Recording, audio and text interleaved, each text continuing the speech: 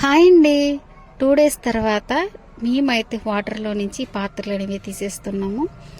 As it is నేను ఎలా చూపిస్తున్నాను, మీరు కూడా అలా చేసినట్లయితే పాత్రలు ఎక్కువ కాలం మన్నుతాయండి, ఎక్కువ కాలం ఉంటాయి కూడా.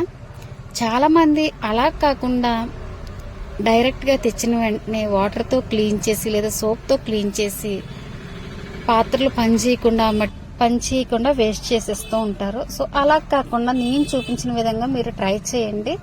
డెఫినెట్గా మీకు ఎక్కువ కాలం అనేది పాత్రలు వస్తూ ఉంటాయి. అండ్ అలాగే ఏంటంటే మనం సోప్తో కానీ లిక్విడ్తో కానీ క్లీన్ చేయకూడదు. ఓన్లీ కవర్ తీసుకుని నేను చూపించిన విధంగా క్లీన్ చేసేసుకొని అండ్ నెక్స్ట్ ఏంటంటే వాటర్తో ఇలా క్లీన్ చేసేసుకోవాలి. అంటే ఈ ప్రాసెస్ మనకి తెలియదు, మా అత్తయ్య గారు చెప్పారు, ఆవిడే చేస్తున్నారు.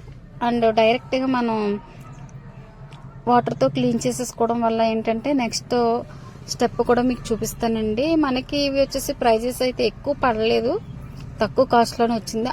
మేమైతే ఆన్లైన్లోని కొన్ని ప్రొడక్ట్స్ అయితే తీసుకున్నాం. అంటే మట్టి పాత్రలే కుక్ చేసుకోవడానికి అనేసి తీసుకున్నప్పుడు అదేమైందంటే కర్రీ వండుతూ ఉండగా స్టవ్ మీద పగులు వస్తుంది. అంటే మట్టి అనేది బాగోకపోతే పగుళ్ళు కూడా వచ్చేస్తుంటాయి.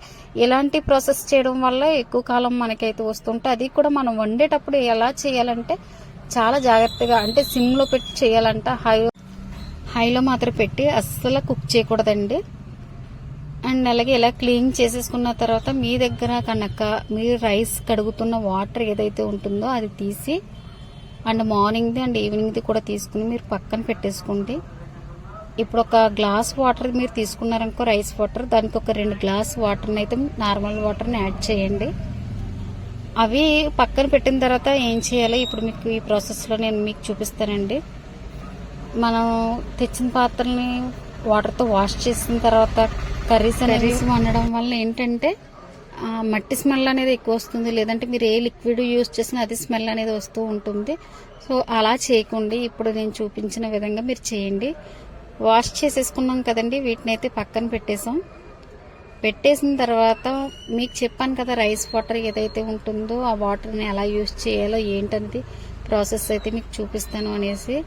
అలానే మీరు కూడా ఇప్పుడు చూపిస్తున్నాను చూడండి. రైస్ వాటర్ అయితే మేము ఇలా తీసుకున్నాము. అంటే మా అత్తయ్య మార్నింగ్ అండ్ ఈవినింగ్ కూడా కడిగిన వాటర్ని, అందులో వాటర్ని కూడా యాడ్ చేసింది. పాత్రలో వాటర్ని కూడా మీరు యాడ్ చేసుకోండి. అంటే అవి మునిగేంత వరకు వాటర్ అనేది మనకు ఉండాలి, రైస్ వాటర్. అలా అయితే స్మెల్ అనేది, మట్టి స్మెల్ అనేది మెయిన్ రాదంట. దీన్ని కూడా మనం ఒక రోజంతా అలా వదిలేయాలంట. వేసిన తర్వాత మేము కూడా ఒక రోజంతా అలా వదిలేసామండి. వేసేసి మనం కుక్ చేసుకోవడానికి ఈజీగా ఉంటుంది. అండ్ అలాగే కుక్ చేసినప్పుడు ఎలాంటి స్మెల్ అనేది రాకుండా ఉండడానికి ఈ ప్రాసెస్. అంటే నేను మా అత్తయ్య ఇలా చేసినప్పుడు అడిగేదాన్ని, ఎందుకు అంటే ఈ ప్రాసెస్ దేనికి, ఎలా యూజ్ అవుతుంది అనేసి అన్నప్పుడు, ఇలా రైస్ వేయడం వల్ల, రైస్ వాటర్ వేయడం వల్ల మనం కుక్ చేసుకున్నప్పుడు ఎలాంటి స్మెల్ రాదనేసి మా అత్తయ్య గారు అయితే మాకు చెప్పారు. అంటే అంతకుముందు వాళ్ళు కూడా ఇలాంటి ప్రాసెస్లు చేస్తుంటారు కదండి. అప్పట్లో ఎక్కువ మట్టి కుండలు వాడేవారు, ఇప్పుడంటే తక్కువైపోయింది. ఇలా వేసి ఒక రోజు అయితే మీరు ఉంచేయండి. నెక్స్ట్ డే వీడియో మీకు చూపిస్తాను. అండ్ నా వీడియో కనుక నచ్చినట్లయితే లైక్ చేయండి, షేర్ చేయండి, సబ్స్క్రైబ్ చేయండి. అలాగే పక్కన ఉన్న బెల్ ఐకాన్ అయితే క్లిక్ చేయండి.